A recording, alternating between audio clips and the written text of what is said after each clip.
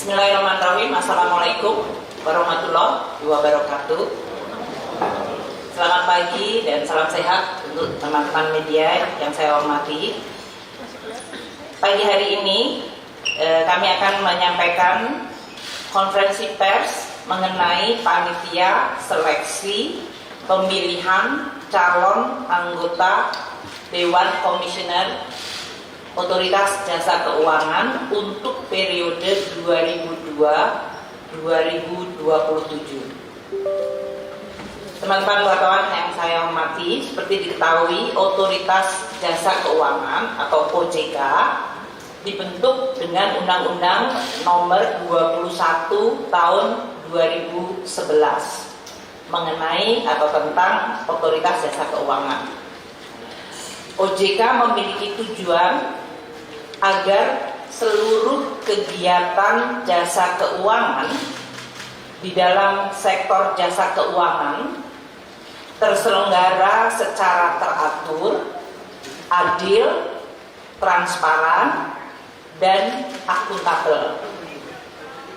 Ini untuk OJK juga bertujuan untuk mewujudkan sistem keuangan yang tumbuh secara berkelanjutan dan stabil, serta mampu melindungi kepentingan konsumen dan masyarakat. Ini penting untuk disampaikan kembali mission dari OJK berdasarkan Undang-Undang Nomor 21 Tahun 2011. Fungsi, tugas, dan wewenang Otoritas Jasa Keuangan itu dilaksanakan oleh Dewan Komisioner melalui pembagian tugas yang jelas untuk mencapai tujuan yang tadi telah disampaikan. Tugas dari anggota Dewan Komisioner adalah meliputi bidang tugas yang terkait dengan kode etik, pengawasan internal melalui mekanisme Dewan Audit, edukasi dan perlindungan konsumen, serta tugas, fungsi dan wewenang pengawasan untuk sektor perbankan, pasar modal, perasuransian, dana pensiun, lembaga pembiayaan, dan lembaga jasa keuangan lainnya. Jadi dalam hal ini OJK adalah selain mengawasi industri tadi, yaitu sektor perbankan, pasar modal, perasuransian, dana pensiun, lembaga pembiayaan, dan lembaga jasa keuangan lainnya, juga memiliki fungsi internal OJK sendiri, yaitu tadi menjaga kode etik, pengawasan internal melalui mekanisme Dewan Audit, dan juga fungsi untuk melakukan edukasi dan perlindungan konsumen. Seperti diketahui bahwa masa jabatan anggota Dewan Komisioner OJK untuk periode 2017 hingga 2022 akan berakhir pada tanggal 20 Juli tahun 2022. Jadi tahun depan bulan Juli. Di dalam rangka untuk mendapatkan pimpinan dan anggota Dewan Komisioner Otoritas Jasa Keuangan yang tepat melalui mekanisme seleksi yang sifatnya harus transparan, akuntabel, dan melibatkan partisipasi publik, maka Presiden pada tanggal 24 Desember 2021 telah menetapkan keputusan Presiden nomor 145/P tahun 2021 mengenai pembentukan panitia seleksi pemilihan calon anggota Dewan Komisioner Otoritas Jasa Keuangan periode 2022-2027.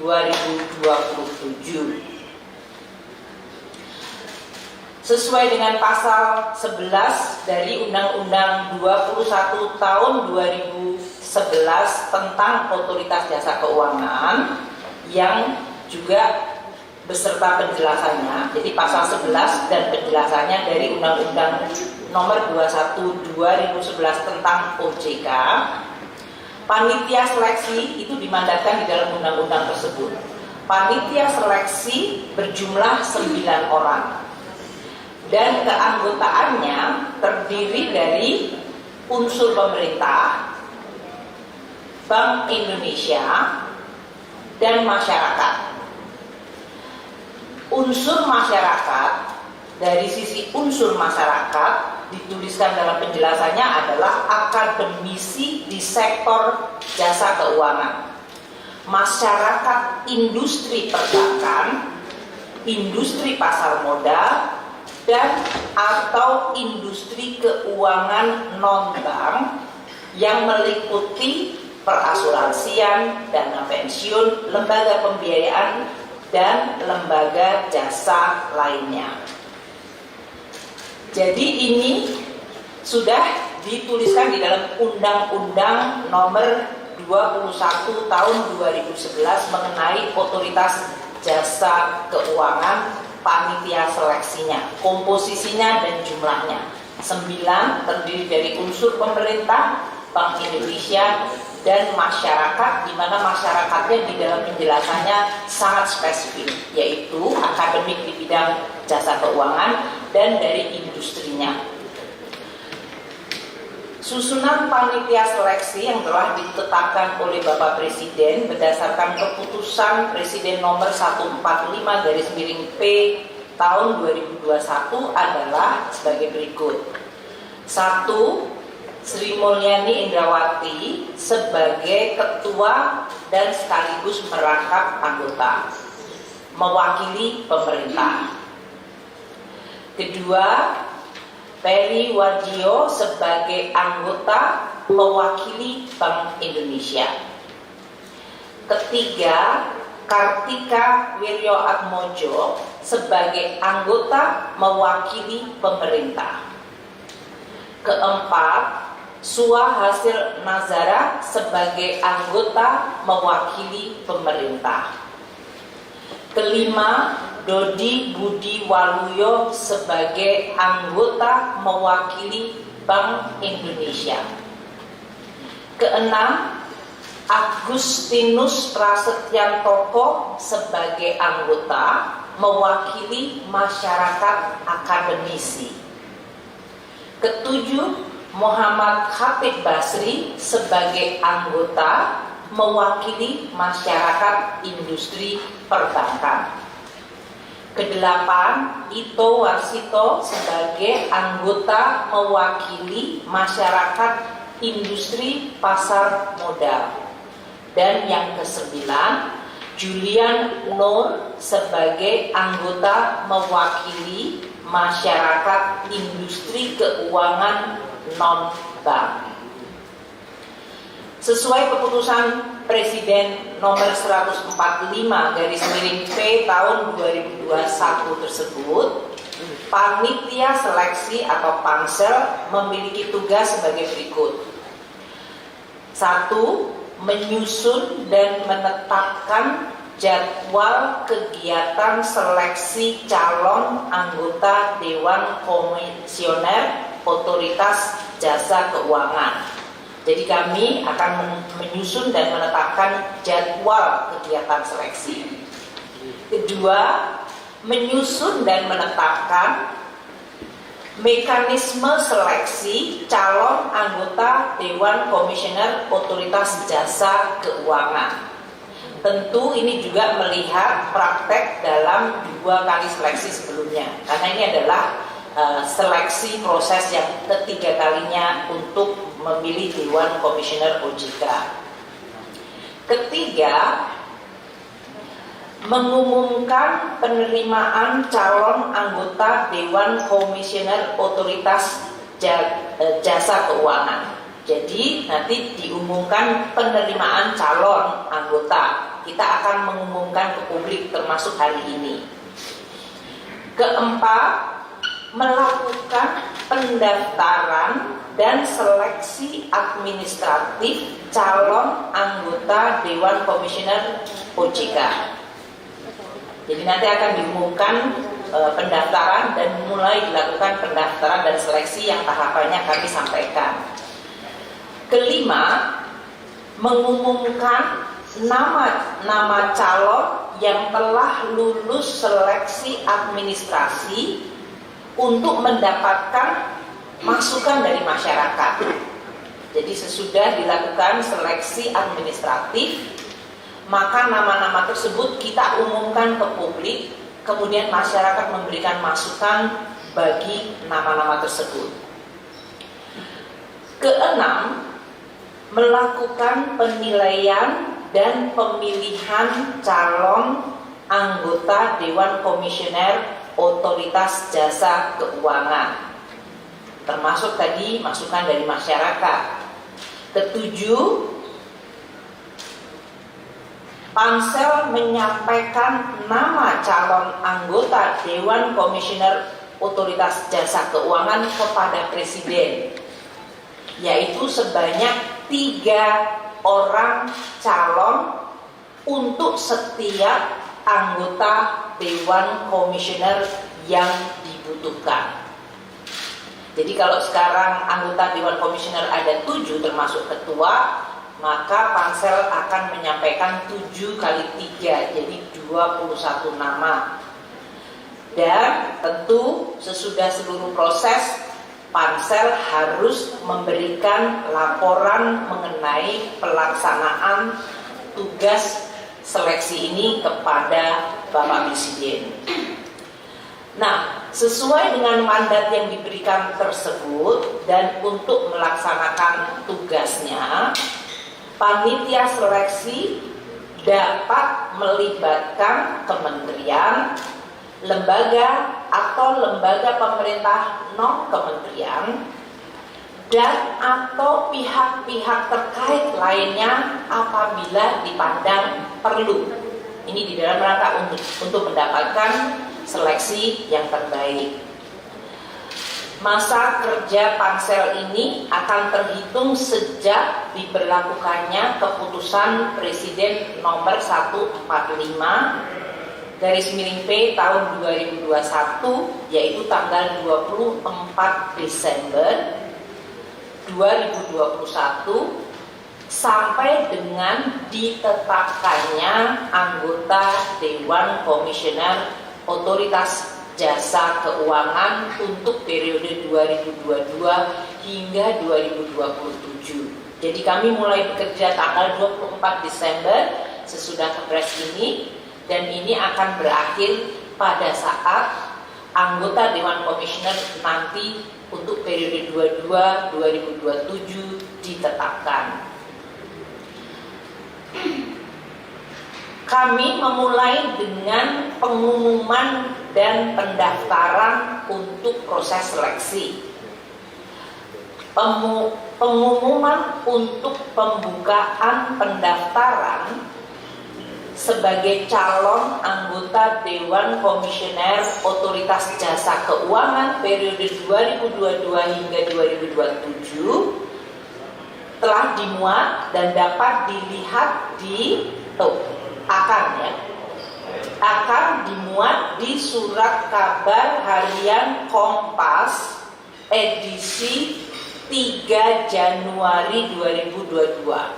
Jadi pengumumannya baru akan kami sampaikan nanti, bagaimana kualifikasi dan apa yang harus dipenuhi untuk bisa mendaftar sebagai calon anggota Dewan Komisioner, akan disampaikan kepada publik secara terbuka dan dimuat di salah satu harian surat kabar nasional, yaitu Kompas, untuk edisi 3 Januari 2022. Itu secara printing.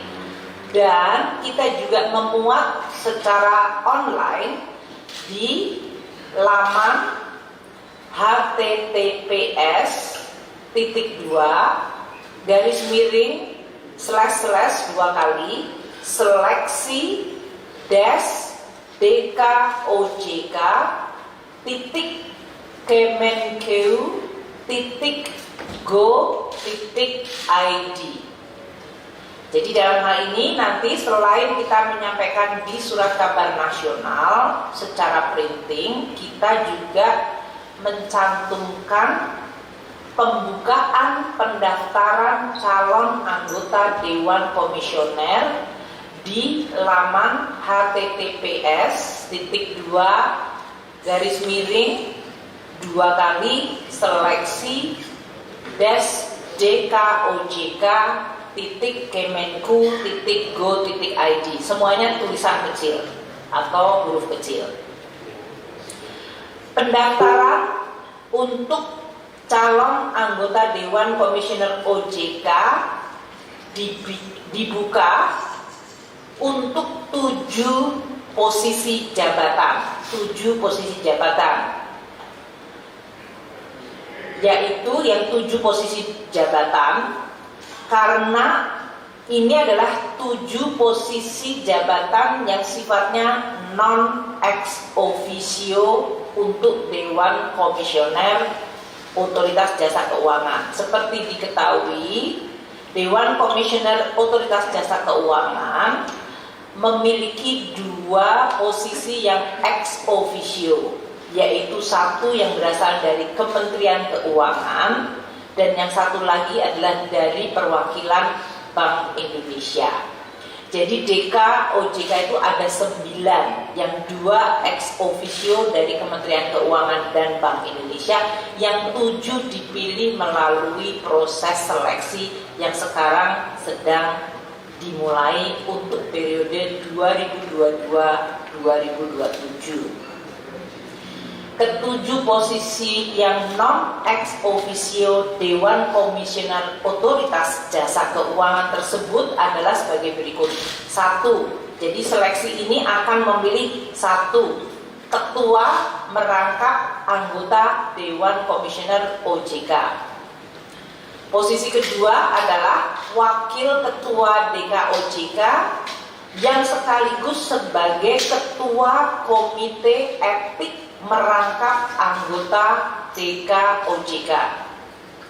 Posisi ketiga dalam seleksi ini adalah untuk mencari kepala eksekutif pengawasan perbankan merangkap anggota.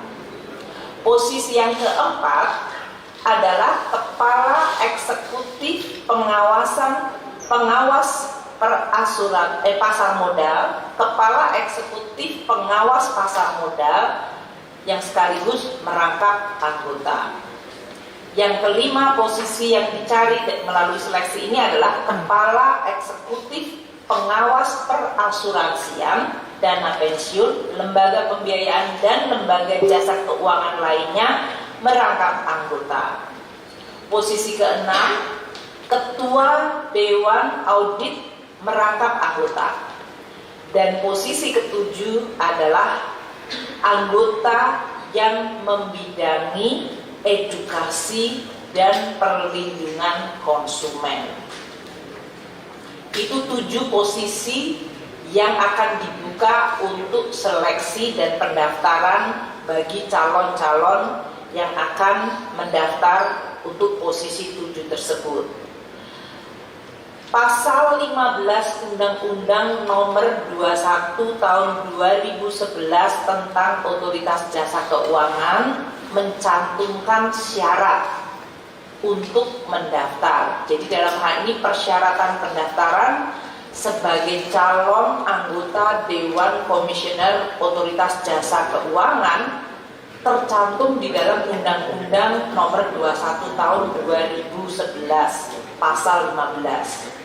Yaitu syaratnya 1, yang bersangkutan harus warga negara Indonesia. Kedua, syaratnya adalah memiliki akhlak, moral, dan integritas yang baik.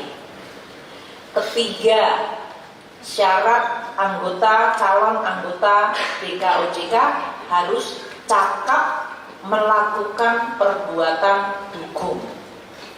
Keempat, tidak pernah dinyatakan pilot atau tidak pernah menjadi pengurus perusahaan yang menyebabkan perusahaan tersebut pilot. Kelima, sehat jasmani. Keenam, berusia paling tinggi 65 tahun pada tanggal 20 Juli 2022. Ini untuk khusus 2022-2027, artinya pada saat yang bersangkutan ditetapkan, yang bersangkutan tidak boleh berusia di atas 65 tahun. Ketujuh, syarat calon anggota DKOJK harus mempunyai pengalaman atau keahlian di sektor jasa keuangan. Dan yang kedelapan, syaratnya menurut undang-undang ini adalah tidak pernah dijatuhi pidana penjara berdasarkan putusan pengadilan yang telah mempunyai kekuatan hukum tetap karena melakukan tindak pidana yang diancam dengan hukuman 5 tahun atau lebih. Itu adalah persyaratan untuk bisa mendaftar sebagai calon anggota DK Otoritas Jasa Keuangan, DKOJK. Dan ini ada di dalam Undang-Undang 21/2011 tentang OJK pasal 15. Kami mengumumkan bahwa sekali lagi juga proses untuk seleksi ini diatur cukup eksplisit di dalam Undang-Undang OJK. Jadi kami akan menyampaikan dalam hal ini pendaftaran akan dilakukan secara daring atau online. Jadi tidak perlu harus datang sendiri, tapi akan dilakukan secara online atau daring, dan itu dapat dilihat pada laman https://seleksi-dkojk.kemenku.go.id/. Pendaftaran ini dibuka untuk 12 hari kerja. 12 hari kerja. Jadi kalau ada Sabtu dan Minggu tidak termasuk hari kerja. Pendaftaran terhitung atau kita buka mulai tanggal 7 Januari 2022. Jadi pendaftaran sekarang ini belum dimulai. Kami sedang sekarang mengumumkannya supaya siapa saja calon yang ingin mendaftar sudah bisa menyiapkan. Sementara pendaftaran tersebut prosesnya baru kita mulai tanggal 7 Januari 2022 selama 12 hari kerja, tidak termasuk Sabtu Minggu atau hari libur. Artinya pendaftaran yang kita buka tanggal 7 Januari 2022 akan ditutup pada tanggal 25 Januari 2022 pukul 23.59 waktu Indonesia bagian Barat. Jadi ini adalah pengumuman kepada masyarakat yang nanti akan berminat menjadi calon anggota DKOJK yang akan mendaftar. Pendaftaran dimulai 7 Januari 2022 selama 12 hari kerja, ditutup tanggal 25 Januari 2022 pada jam 23.59 waktu Indonesia bagian Barat. Untuk proses seleksi ini akan ada 4 tahap seleksi.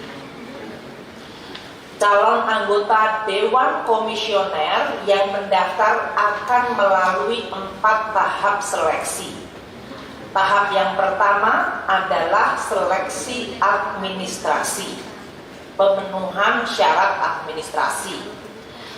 Tahap yang kedua adalah penilaian makalah, rekam jejak, dan berdasarkan masukan masyarakat. Tahap yang ketiga, penilaian asesmen dan tes kesehatan. Tahap yang keempat adalah afirmasi dan wawancara. Sesudah proses afirmasi atau wawancara, panitia seleksi akan memilih 21 nama calon anggota Dewan Komisioner yang akan disampaikan kepada Presiden Republik Indonesia yang memberikan tugas kepada kami semua di sini. Dari 21 nama calon tersebut, Presiden akan memilih atau mengajukan 14 nama kepada Dewan Perwakilan Rakyat untuk kemudian ke-14 nama tersebut akan menjalani proses uji kepatuhan dan kepatutan, uji kepatutan dan kelayakan oleh Dewan Perwakilan Rakyat. Sesudah proses uji kepatutan dan kelayakan oleh Dewan Perwakilan Rakyat tersebut, Presiden akan menetapkan 7 calon anggota Dewan Komisioner Otoritas Jasa Keuangan periode 2022 dan 2027. Seluruh proses ini diharapkan Ketua dan anggota Dewan Komisioner Otoritas Jasa Keuangan periode 2022-2027 akan insya Allah dilantik pada tanggal 20 Juli 2022. Melalui konferensi pers ini, kami semuanya, saya dan Pak Peri serta seluruh anggota Pansel yang ada di sini, kecuali yang tidak hadir Pak Tiko ya, Pak Tiko yang tidak hadir di sini, kami semuanya Pansel mengundang seluruh putra putri terbaik bangsa Indonesia, warga negara Indonesia yang memiliki kualifikasi sesuai dengan Undang-Undang OJK yang telah saya sebutkan tadi, untuk bisa turut mengambil bagian dan mendaftar sebagai calon anggota Dewan Komisioner Otoritas Jasa Keuangan. Putra-putri terbaik bangsa Indonesia ini sangat dibutuhkan untuk dapat mewujudkan tujuan Otoritas Jasa Keuangan, yaitu membangun, menjaga, dan mengembangkan sektor keuangan di Indonesia. Kami mengundang mereka yang memiliki kualifikasi, integritas, kompetensi, profesionalisme untuk mendaftarkan diri sebagai calon anggota Dewan Komisioner Otoritas Jasa Keuangan periode 2022-2027. Kami semua akan terus menjaga proses seleksi ini dengan integritas dan juga akuntabilitas dan transparansi seperti yang diatur di dalam undang-undang, sehingga kita insya Allah bisa mendapatkan calon terbaik untuk menjadi ketua dan anggota DKOJK 2022-2027. Demikian teman-teman media. Pak Peri mau menambahkan? Cukup Bapak dan Ibu sekalian, yang lain ada yang mau menambahkan? Cukup. Demikian teman-teman media yang kami sampaikan. Tugas kami semuanya yang ada di sini bersama Pak Tiko yang mungkin hadir secara virtual, di mana kita akan melakukan proses seleksi sebaik mungkin. Terima kasih kepada seluruh media yang akan memuat dan terus mengikuti proses seleksi ini dengan baik. Wassalamualaikum warahmatullahi wabarakatuh. Selamat tahun baru dan selamat kepada seluruh media akhir tahun ini. Semoga Indonesia selalu dilindungi oleh Tuhan Yang Maha Esa, Allah Subhanahu wa taala. Terima kasih. Wassalamualaikum warahmatullahi wabarakatuh.